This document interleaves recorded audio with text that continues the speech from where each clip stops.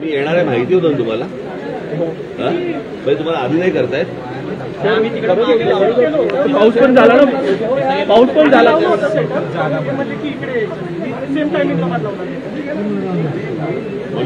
हो सर.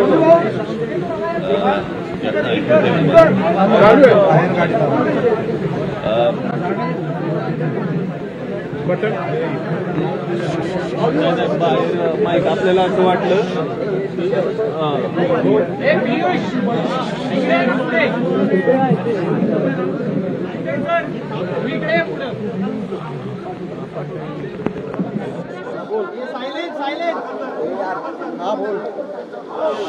संपे अख्खे येते तू कशाला आला खाली वा.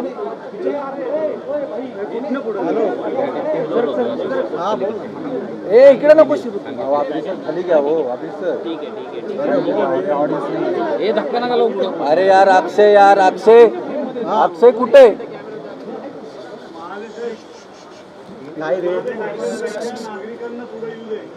अभिजित सर खाली घेणार आहो तुम्ही ना. ए अरे सच्चा तुझं ट्रायपॉड लावा ना. कोण आहे? हो थांब ना.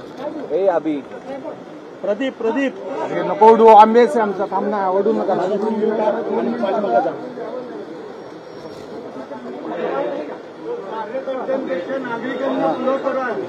अभिजित सर किती ऐकतो तू पुढे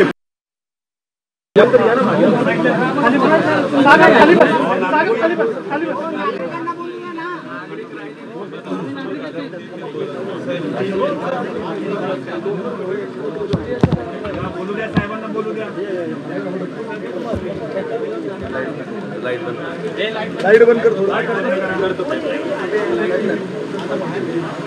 मी बरोबर 1 आठवड्यापूर्वी इथे येऊन गेलो होतो आणि पाहणी करून गेलो होतो.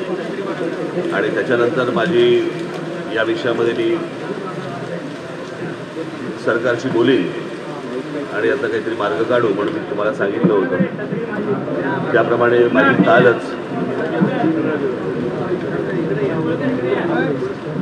मुख्यमंत्र्यांबरोबर माझी बैठक झाली आणि महत्त्वाचे जे 2 विषय होते त्या 2 विषयामध्ये माझं त्यांच्याशी बोलणं झालं. खरं तर 3 विषय होते.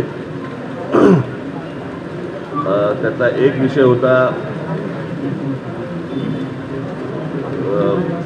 बडा मोठा हा जो कॉरिडॉर जो आहे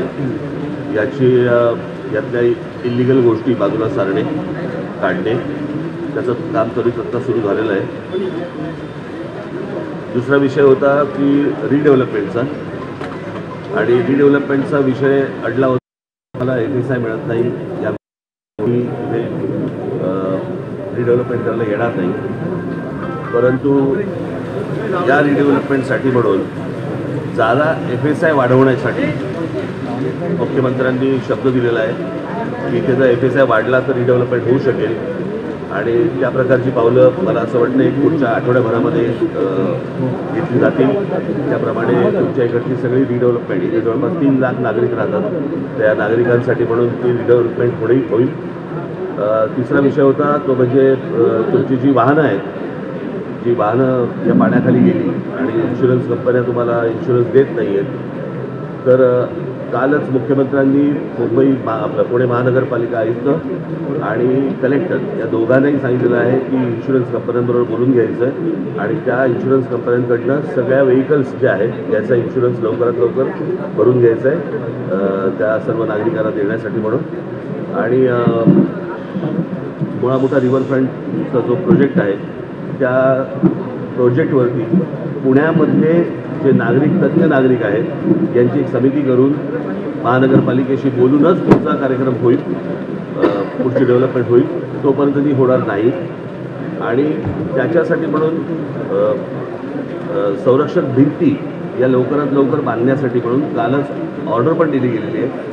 तर त्याच्यामुळे या 4-5 गोष्टी महत्त्वाच्या झालेल्या आहेत.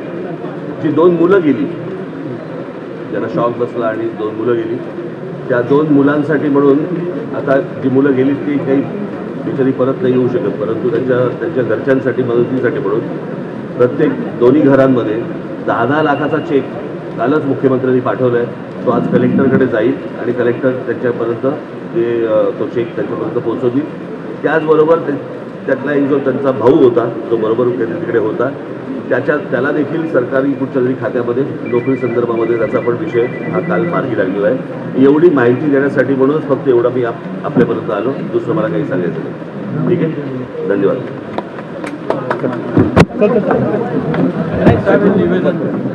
पहिलं राज ठाकरे यांनी या नागरिकांना त्यांच्या ज्या समस्या होत्या त्या संदर्भातले काही महत्त्वाचे मुद्दे समजावून सांगितलेले आहेत. वाहनांचा इन्शुरन्स असेल किंवा इतर काही समस्या असतील त्या बाबतीत माझं मुख्यमंत्र्यांशी बोलणं झालेलं आहे आणि त्या तुमच्या समस्या लवकरात लवकर दूर होतील असंही यावेळी राज ठाकरे यांनी या सगळ्या नागरिकांना सांगितलं.